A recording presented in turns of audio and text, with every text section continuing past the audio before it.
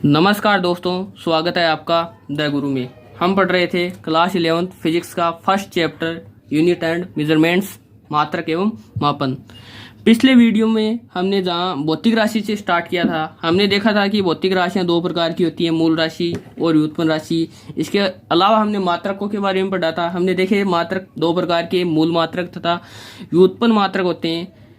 साथ ही हमने मात्रकों की अंतर्राष्ट्रीय प्रणाली में सीजीएस प्रणाली, एफपीएस प्रणाली, एमकेएस प्रणाली पढ़ी थी। इसके अलावा हमने आजकल इंटरनेशनल लेवल पर सबसे अधिक प्रचलित एसआई यूनिट के बारे में पढ़ा था। हमने एसआई यूनिट में 7 मूल मात्रक पढ़े थे। इसके साथ साथ हमने 2 पूरक मात्रकों के बारे में डिस्कस किया था, समतलीय कोण और घनकोण। ये सब हमने पिछले लेक्चर में पढ़ लिया था। तो आज हम शुरू करते हैं। आप देख सकते हैं आपके सामने 2 क्वेश्चन लिखे हुए हैं कि 5 किलोग्राम इज इक्वल टू, कि 5.0 किलोग्राम इज इक्वल टू। तो आपके सामने 4 ऑप्शन दिए हुए हैं। पहला 5000 ग्राम, दूसरा 5.0 इंटू 10⁻³ ग्राम, तीसरा 5000.00 ग्राम और चौथा ऑप्शन है उपरोक्त सभी। तो क्या होगा इसका? उपरोक्त सभी होगा। चारों ही सही है, लेकिन नहीं, ये भी गलत है, ये भी गलत है और ये भी गलत है। इसका ऑप्शन नंबर 2 सही है। क्यों, वो थोड़ी देर बाद में समझेंगे हम। दूसरा हमारे पास क्वेश्चन दिया हुआ है कि 4000 को हम किस किस तरह से लिख सकते हैं। 4000 बराबर 4 गुणा 10⁻³ लिख सकते हैं, बराबर 4.0 गुणा 10⁻³ भी लिख सकते हैं। तीनों सही है, लेकिन ये गलत है, ये वाला गलत है। 4000 is equal to 4 into 10⁻³ but does not equal to 4.0 multiply 10⁻³। क्यों? इन सब के पीछे क्या रीजन है, क्या कहानी है इसकी, वो आज हम समझने का प्रयास करेंगे। तो हमारा टॉपिक है आज का सार्थक अंक। क्या होता है सार्थक अंक? चलिए शुरू करते हैं।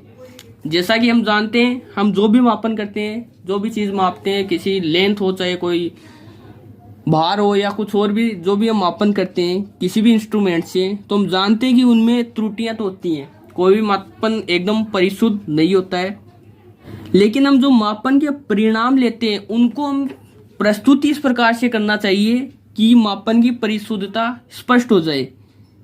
सामान्यतः क्या किया जाता है, मापन को एक संख्या के रूप में व्यक्त किया जाता है जिसमें सभी अंक सम्मिलित होते हैं। कौन कौन से? एक तो विश्वसनीय अंक होते हैं और एक वह प्रथम अंक भी शामिल किया जाता है जो अनिश्चित हो। अब देखो, विश्वसनीय अंक और पहले अनिश्चित अंक को संख्या के क्या माना जाता है? सार्थक अंक माना जाता है। एग्जाम्पल के लिए हम देख सकते हैं कि एक दोलन है जिसका दोलन काल दे रखा है 1.62 सेकंड। इसमें 1 और 6 तो विश्वसनीय तथा निश्चित है और 2 क्या है? यहाँ पर अनिश्चित अंक है। तो इन दोनों को मिलाकर सार्थक अंकों की संख्या कितनी हो गई? 3। दूसरा एग्जाम्पल है कि कोई लंबाई है, किसी वस्तु की लंबाई है 287.5 सेंटीमीटर। इसमें 2, 8, 7 ये तो क्या है? विश्वसनीय तथा निश्चित अंक है, लेकिन 5 क्या है? यहाँ पर अनिश्चित अंक है। तो इनको मिलाकर टोटल सार्थक अंकों की संख्या कितनी हो गई? 4। यहाँ सार्थक अंकों की संख्या क्या है? 4 है। यहाँ कितनी है? 3। तो अब सवाल आता है हमारे दिमाग में कि सार्थक अंक कैसे ज्ञात किए जाते हैं, क्या रूल्स होते हैं इनके, वो देख लेते हैं। तो इसके कुछ रूल्स होते हैं जो पढ़ते हैं हम, और साथ में इनके कुछ एग्जाम्पल्स भी देखेंगे। सबसे पहला रूल नंबर 1 कि सभी अशून्य यानी कि नॉन जीरो अंक, नॉन जीरो डिजिट्स सार्थक अंक होते हैं। जितने भी नॉन जीरो डिजिट्स हैं वो क्या होते हैं? सार्थक अंक। जीरो के अलावा जितने भी अंक होते हैं वो क्या है? सार्थक अंक। एग्जाम्पल से समझना चाहिए तो हम देखते हैं। पहला एग्जाम्पल 1, 2, 3, 4। आप देख सकते हैं इसमें 4 अंक दिए हुए हैं, सभी अशून्य अंक है, नॉन जीरो डिजिट्स हैं। तो ये इसमें सार्थक अंकों की संख्या कितनी होगी? सार्थक अंकों को इंग्लिश में बोलते हैं सिग्निफिकेंट फिगर्स। तो यहां पर मैं सार्थक अंकों को शॉर्ट में SF से लिखूंगा, आप समझ जाना। तो यहां से सार्थक अंकों की संख्या आप देख सकते हैं, नॉन जीरो डिजिट्स कितने? 4 हैं, तो सार्थक अंकों की संख्या भी कितनी आ गई? 4 आ गई। एक और देख लेते हैं हम, 5, 6, 4। इसमें देख सकते हैं 3 अंक है, तीनों ही नॉन जीरो है। तो इसमें सार्थक अंकों की संख्या कितनी हो गई? 3 हो गई। एक और एग्जांपल लेना चाहिए तो 00472। आप यहाँ पर देख सकते हैं 5 डिजिट है इसमें, जिनमें से 2 जीरो है, बाकी 3 क्या है? नॉन जीरो है। तो हम जानते हैं कि सभी जो नॉन जीरो अंक होते हैं, नॉन जीरो डिजिट्स होते हैं, अशून्य अंक होते हैं, वो क्या होते हैं? सार्थक अंक। तो यहाँ पर सार्थक अंकों की संख्या कितनी हो गई? 3। एग्जाम्पल और देना चाहूँ मैं आपको, 9724 नॉन जीरो, 4 नॉन जीरो अंक हैं, तो यहाँ पर भी सार्थक अंकों की संख्या कितनी हो गई? 4।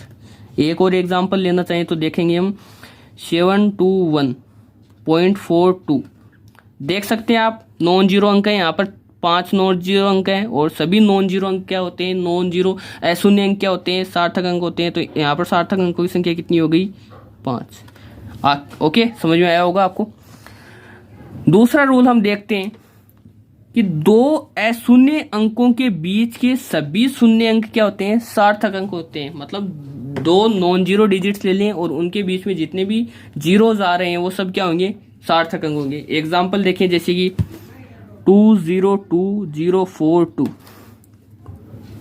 आप देख सकते हैं 2 सार्थक अंक है 2, ये वाला 2 है, 4 सार्थक अंक है, ये वाला 2, ये भी सार्थक अंक है, क्योंकि हम जानते हैं सारे अशून्य अंक क्या होते हैं? सार्थक अंक होते हैं। अब यहाँ पर ये जो 0 आ रहा है, ये 2 सार्थक अंकों के बीच में, 2 अशून्य अंकों के बीच में आ रहा है, तो ये भी सार्थक अंक होगा क्या? होगा। ये वाला 0 भी 2 अशून्य अंकों के बीच में आ रहा है, तो ये भी सार्थक अंक होगा क्या? होगा। तो आप देख सकते हैं यहाँ पर सार्थक अंकों की संख्या कितनी है? 6। सार्थक अंकों की संख्या कितनी है? 6। एक और एग्जाम्पल लेना चाहिए हम, 04210। यहाँ पर देख सकते हैं आप 4 सार्थक अंक क्या है? 2 है, 1 है, लेकिन ये वाला 0, ये 2 सार्थक अंकों के बीच में, या बोल सकते हैं हम 2 अशून्य अंकों के बीच में आ रहा है क्या? नहीं आ रहा है, ये शुरुआत में आ रहा है। और ये वाला, ये लास्ट में आ रहा है, 2 अशून्य अंकों के बीच में नहीं है, तो ये दोनों ही सार्थक अंक नहीं है। तो यहाँ पर सार्थक अंकों की संख्या कितनी हो जाएगी? 3। एक और एग्जाम्पल लेना चाहिए, 420120। यहाँ पर देखें 4 सार्थक अंक है, 2 सार्थक अंक है, 1 सार्थक अंक है, 2 सार्थक अंक है। ये वाला 0 लास्ट में आ रहा है, 2 सार्थक अंकों के बीच में नहीं है, तो ये सार्थक अंक नहीं है। ये वाला 0 देख सकते हैं आप, 2 सार्थक अंकों के बीच में आ रहा है, तो ये सार्थक अंक है। तो यहाँ पर सार्थक अंकों की संख्या कितनी हो जाएगी? 1 2 3 4 5। यहाँ पर सार्थक अंकों की संख्या हो जाएगी 5। एक और एग्जाम्पल आपके सामने लेना चाहिए तो 6249021। यहाँ पर सार्थक अंकों की संख्या याद करते हैं। 6 सार्थक अंक है, 2 है, 4 है, 9 है, 2 है, 1 है, ये सब सार्थक अंक हैं। ये 0 देखो आप, शुरुआत में आ रहा है, स्टार्टिंग में आ रहा है, तो ये सार्थक अंक नहीं है। ये 2 अशून्य अंकों के बीच में नहीं है, तो ये सार्थक अंक नहीं होगा। ये वाला 0 देख सकते हैं आप, 2 अशून्य अंकों के बीच में आ रहा है, तो ये सार्थक अंक होगा। तो यहाँ पर सार्थक अंकों की संख्या देख सकते हैं आप, 7 हो गई। ठीक है, अब अगला रूल देखते हैं हम, रूल नंबर 3 देखते हैं। ऐसी संख्या जिसमें दशमलव नहीं हो, मतलब डेसिमल नहीं हो, पॉइंट नहीं हो, के अंतिम या अनुगामी शून्य अंक सार्थक अंक नहीं होते हैं। मतलब कोई भी ऐसी संख्या दी हुई हो, कोई भी ऐसा नंबर दिया हो जिसमें दशमलव ना हो, डेसिमल ना हो, तो उसके लास्ट वाले जो जीरोज आ रहे होते हैं वो क्या होते हैं? सार्थक अंक नहीं होते। एग्जाम्पल देखते हैं, पहले भी ऐसा एग्जाम्पल देख चुके हैं हम, और देख लेते हैं। जैसे कि 2100, यहाँ पर देख सकते हैं 2 और 1 नॉन जीरो डिजिट्स हैं, तो ये सार्थक अंक होंगे, अशून्य अंक है। लेकिन ये 2 जीरोज हैं, ये कहाँ पर आ रहे हैं? लास्ट में आ रहे हैं, तो ये क्या नहीं होंगे? सार्थक अंक नहीं होंगे। तो सार्थक अंकों की संख्या कितनी हो जाएगी? यहाँ पर 2। एक एग्जाम्पल और ले लेते हैं, 401000। यहाँ पर देख सकते हैं 4 और 1 तो क्या है? अशून्य अंक है। 4 और 1 क्या है? अशून्य अंक है, तो ये सार्थक अंक है। ये वाला 0 2 अशून्य अंकों के बीच में आ रहा है, तो ये भी सार्थक अंक है। लेकिन ये लास्ट वाले 3 0 क्या है? अंत में आ रहे हैं, और यहाँ पर दशमलव भी नहीं है, तो ये क्या होंगे? ये सार्थक अंक नहीं होंगे। तो यहाँ पर सार्थक अंक की संख्या आप देख सकते हैं कितनी हो जाएगी? 3। एक और एग्जाम्पल हम लेना चाहें, 46000420। यहाँ पर आप देख सकते हैं 4 6 4 2, ये सब अशून्य अंक है, तो ये सार्थक अंक होंगे। ये 2 0 आप देख सकते हैं, 2 अशून्य अंकों के बीच में आ रहे हैं, तो ये भी सार्थक अंक होंगे। लेकिन ये लास्ट वाला क्या है? अंत में आ रहा है, और यहाँ पर दशमलव भी नहीं है, तो ये सार्थक अंक नहीं होगा। तो यहाँ पर सार्थक अंकों की संख्या देखना चाहें तो कितनी हो जाएंगी? 1 2 3 4 5 6। यहाँ पर सार्थक अंकों की संख्या हो जाएगी 6। लास्ट एग्जाम्पल और लेकर देख सकते हैं 04296। यहाँ पर आप देख सकते हैं 4 2 9 6, ये क्या है? सभी अशून्य अंक है, तो ये सार्थक अंक होंगे। ये वाले और ये वाले सार्थक अंक नहीं होंगे। तो सार्थक अंकों की संख्या कितनी आ गई? 4। अगला रूल देखते हैं, एक ऐसी संख्या जिसमें दशमलव बिंदु हो के अंतिम शून्य सार्थक अंक होंगे। एक ऐसी संख्या जिसमें क्या हो, दशमलव हो, उसके जो लास्ट वाले शून्य होंगे वो क्या होंगे, सार्थक अंक होंगे। चलिए एग्जाम्पल देखते हैं इसका। एग्जाम्पल मैंने ले लिया 3.500। यहाँ पर आप देख सकते हैं पॉइंट आ रहा है क्या, और 3 और 5 तुम जानते हैं पहले से सार्थक अंक है। क्यों है ये, क्योंकि ये अशून्य अंक है। इसके बाद में 2 0 आ रहे हैं पॉइंट के बाद में और अंत में आ रहे हैं, तो ये भी क्या होंगे, सार्थक अंक होंगे। तो यहाँ पर सार्थक अंकों की संख्या कितनी हो जाएगी, 4। एक और एग्जाम्पल हम लेना चाहें 0.069200। ठीक है, यहाँ पर देखते हैं 692 तो वैसे सार्थक अंक है। क्यों, क्योंकि अशून्य अंक है। यहाँ पर दशमलव आ रहा है और ये वाले 2 0 अंत में आ रहे हैं, तो अंत वाले 0 क्या लेते हैं हम, सार्थक अंक होते हैं। लेकिन ये वाला 0 सार्थक अंक नहीं होगा क्योंकि ये स्टार्टिंग में आ रहा है। स्टार्टिंग वाला दशमलव के बाद में स्टार्टिंग वाला 0 क्या होता है, सार्थक अंक नहीं होता है। ठीक है, तो यहाँ पर सार्थक अंकों की संख्या कितनी हो जाएगी, 5। कितनी हो जाएगी, 5। एक एग्जाम्पल और लें 4.000000। ठीक है, यहाँ पर सार्थक अंकों की संख्या आप बता सकते हैं, 4 तो पहले से सार्थक अंक है और पॉइंट के बाद में अंत में ये इतने 0 आ रहे हैं, कितने, 6 0 आ रहे हैं, तो ये भी सार्थक अंक होंगे। तो यहाँ पर सार्थक अंकों की संख्या हो जाएगी 7। चलिए एक और एग्जाम्पल देखते हैं 0.0027000470। यहाँ पर सार्थक अंकों की संख्या ज्ञात करते हैं। आप देख सकते हैं 2747, ये तो अशून्य अंक है तो ये सार्थक अंक होंगे। ये 2 0 हैं, ये 2 अशून्य अंकों के बीच में आ रहे हैं, तो ये भी सार्थक अंक होंगे। ये वाला 0 दशमलव के बाद में अंत में आ रहा है, लास्ट में आ रहा है, तो ये भी सार्थक अंक होगा। लेकिन ये वाले 2 0 सार्थक अंक नहीं होंगे। तो यहाँ पर सार्थक अंकों की संख्या कितनी होगी, 1 2 3 4 5 6 7। यहाँ पर सार्थक अंकों की संख्या हो जाएगी 7। चलिए अगला रूल देखते हैं हम। अगला रूल है 10 की घात के शून्य सार्थक अंक नहीं होते हैं। मतलब 10 की घात के साथ जितने भी शून्य आएंगे वो सार्थक अंक में नहीं गिने जाएंगे। एग्जाम्पल देख लेते हैं 2 × 10 की घात 3। तो यहाँ पर ये 10 की घात 3 दी हुई है, तो ये सार्थक अंक नहीं होंगी। तो यहाँ पर सार्थक अंक केवल कितना होगा, यहाँ पर केवल एक ही सार्थक अंक होगा। एक देखते हैं 4.2 × 10 की घात 2। यहाँ पर 10 की घात 2 सार्थक अंक नहीं होगा। तो यहाँ पर सार्थक अंकों की संख्या कितनी होगी, 2। एक एग्जाम्पल और देखें 0.420 मल्टीप्लाई 10⁻10। यहाँ पर 10⁻10 सार्थक अंक होगा क्या, नहीं होगा। 4 और 2 वैसे ही होंगे क्योंकि अशून्य अंक है। ये वाला 0 पॉइंट के बाद में लास्ट में आ रहा है, दशमलव के बाद में लास्ट में आ रहा है, तो ये भी सार्थक अंक होगा। तो यहाँ पर सार्थक अंकों की संख्या कितनी होगी, 3। एक देख सकते हैं 6.02 मल्टीप्लाई 10⁻4। यहाँ पर 10 की घात 4 सार्थक अंक नहीं होगा। 602 ये दोनों सार्थक अंक होंगे। तो यहाँ पर सार्थक अंकों की संख्या कितनी हो जाएगी, सार्थक अंकों की संख्या हो जाएगी यहाँ पर 3। अगला रूल देखते हैं। अगला रूल क्या है कि दशमलव के पहले वाले शून्य तथा दशमलव के बाद प्रथम अशून्य अंक से पहले वाले शून्य सार्थक अंक नहीं होते हैं। कि दशमलव के पहले जितने भी शून्य लगा दो वो सारे के सारे सार्थक अंक नहीं होते, और दशमलव के बाद प्रथम शून्यतर अंक होता है, प्रथम अशून्य अंक होता है, उसके पहले जितने भी शून्य होते हैं वो क्या होते हैं, सार्थक अंक नहीं होते हैं। एग्जाम्पल देखना चाहिए तो हमारे पास एक एग्जाम्पल है 0.002308। यहाँ पर सार्थक अंकों की संख्या ज्ञात करनी है, तो 2 3 8 ये तो सार्थक अंक होंगे। क्यों होंगे, क्योंकि ये क्या है, अशून्य अंक है। ये वाला 0 2 अशून्य अंकों के बीच में आ रहा है, तो ये भी सार्थक अंक होगा। लेकिन ये वाले 3 0, ये वाला 0 दशमलव से पहले, इसलिए सार्थक अंक नहीं होगा। ये वाला 0 दशमलव के बाद पहले अशून्य अंक से पहले आ रहा है, तो ये भी सार्थक अंक नहीं होंगे। तो यहाँ पर सार्थक अंकों की संख्या कितनी हो जाएगी, 4। ठीक है, समझ सकते हैं आप इसको। अगला एग्जाम्पल देखते हैं, अगला रूल देखते हैं। रूल नंबर 7 है कि सभी शुद्ध संख्याएं या नियतांक या मापित मान के अनंत सार्थक अंक होते हैं। मतलब जितनी भी शुद्ध संख्याएं हैं, नियतांक दिए हुए होते हैं हमारे पास, या जो भी मापित मान है, वो सारे के सारे उनमें कितने सार्थक अंक होंगे, अनंत सार्थक अंक होंगे। एग्जाम्पल देख सकते हैं, कोई नियतांक हमारे पास सी क्या प्रकाश की चाल है, कितनी होती है, 3 × 10⁸ मीटर प्रति सेकंड। तो यहाँ पर आप ये वाला रूल लगाएं कि 10 की घात के शून्य सार्थक अंक नहीं होते, तो आप बता देंगे कि 10 की घात 8 ये तो कोई सार्थक अंक नहीं है और 3 एक सार्थक अंक होगा। लेकिन ये गलत हो जाएगा। क्यों हो जाएगा गलत, क्योंकि यहाँ पर ये क्या है, कोई नियतांक है, तो इसके कितने सार्थक अंक होंगे, तो इसके अनंत सार्थक अंक होंगे। ऐसे दे दिया जाए कि हमें पाई कोई नियतांक है, इसकी वैल्यू होगी 22/7, तो आप यहाँ पर इसको पाई का मान निकाल कर सार्थक अंक नहीं बताएंगे, यहाँ पर डायरेक्ट बता देंगे आप इसमें कितने सार्थक अंक होंगे, अनंत सार्थक अंक होंगे।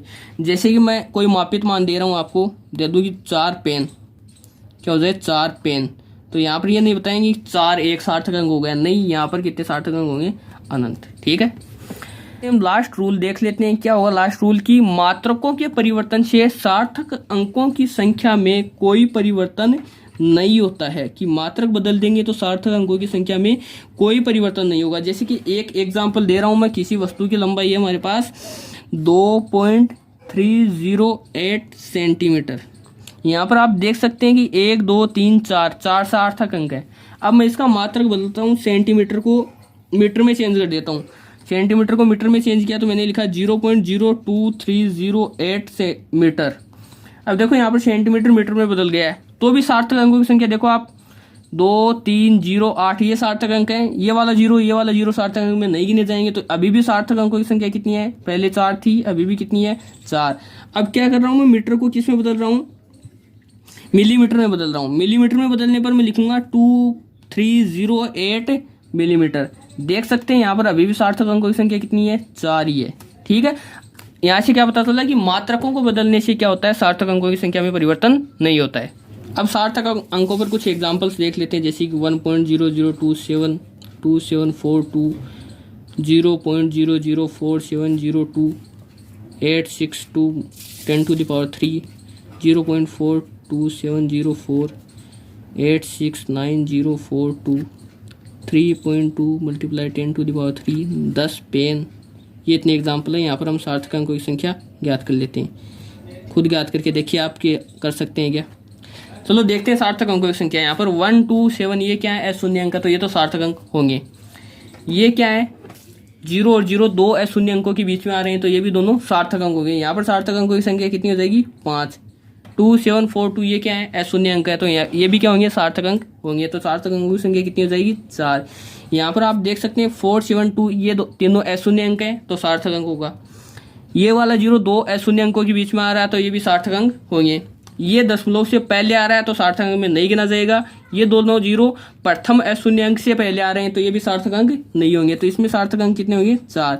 यहाँ पर देख सकते हैं 10⁻3 को सार्थक अंकों में नहीं गिना जाता है, तो 862 ये 3 क्या हो जाएंगे, सार्थक अंक। सार्थक अंकों की संख्या कितनी हो जाएगी, 3। अगले वाला देखें 4274 ये क्या होते हैं, अशून्य अंक, तो ये सार्थक अंक होते हैं। ये वाला 0 दो अशून्य अंकों के बीच में आ रहा है, तो ये भी सार्थक अंक होगा। ये वाला 0 दशमलव से पहले आ रहा है, तो ये सार्थक अंक नहीं होगा। तो यहाँ पर सार्थक अंकों की संख्या कितनी हो जाएगी, 5। अब देख सकते हैं 8 6 9 4 2 ये सारे अशून्य अंक है, तो सार्थक अंक होंगे। ये वाला 0 9 और 4 के बीच में आ रहा है, तो ये सार्थक अंक होगा। तो यहाँ पर सार्थक अंकों की संख्या कितनी हो जाएगी, 6। इसमें 10⁻3 को सार्थक अंकों में नहीं गिना जाता है। 3 और 2 ये क्या है, अशून्य अंक है, तो ये सार्थक अंक होंगे। तो यहाँ पर सार्थक अंकों की संख्या कितनी हो जाएगी, 2। 10 पेन ये क्या है, कोई मापित मान है, तो यहाँ पर सार्थक अंकों की संख्या कितनी हो जाएगी, अनंत। अब मैं आपको एक एग्जाम्पल दे रहा हूँ कि जो 5.0 किलोग्राम है, इसको आपको ग्राम में चेंज करना है। कैसे चेंज करेंगे आप, तो चेंज करो। देखो हमने देखा कि मात्रकों, लास्ट वाला नियम देखा था कि मात्रकों को बदलने पर सार्थक अंकों की संख्या नहीं बदलती है। मतलब मात्रक बदल रहे हैं तो हमें सार्थक अंकों को समान रखना है। तो यहाँ पर सार्थक अंक कितने हैं, 5 और 0 दोनों सार्थक अंक है, तो 2 सार्थक अंक है। मात्रक बदल रहे हैं, ग्राम में चेंज करने पर हमें 2 ही सार्थक अंक रखने हैं। अब देखो हम डायरेक्ट इसको कर देते हैं कि 5000 ग्राम, तो यहाँ पर क्या हो रहा है, ग्राम में बदल दिया है। तो यहाँ पर सार्थक अंक देख सकते हैं 5, केवल एक ही सार्थक अंक है, जबकि होना कितना चाहिए था, 2 होने चाहिए, तो ये गलत है। तो इसको ये वाला गलत है, तो इसका सही क्या होगा कि 5.0 × 10⁻3 ग्राम। यहाँ पर देख सकते हैं 10⁻3 को हम सार्थक अंकों में नहीं गिनते हैं। 5.0 5 और 0 दोनों ही सार्थक अंक है, तो यहाँ पर सार्थक अंकों की संख्या परिवर्तित नहीं हुई है। एक अपना क्वेश्चन था कि 4000 को किस तरह से हम लिख सकते हैं। हमने लिखा था 4 × 10⁻3। यहाँ पर देखो सार्थक अंकों की संख्या 4 एक ही है, और इसमें भी एक ही है। सार्थक अंकों की संख्या में कोई परिवर्तन हुआ नहीं हुआ, तो ये सही निरूपण था। उसके बाद में हमने लिखा था कि 4.0 × 10⁻3। यहाँ पर आप देख सकते हैं 4 और 0 ये 2 सार्थक अंक हो गए, तो ये वाला गलत हो जाता है। सार्थक अंकों की संख्या परिवर्तित नहीं होनी चाहिए। ठीक है, इतना समझ में आया होगा आपको। अगले वीडियो में फिर से मिलेंगे, तब तक के लिए पढ़ते रहिए। धन्यवाद।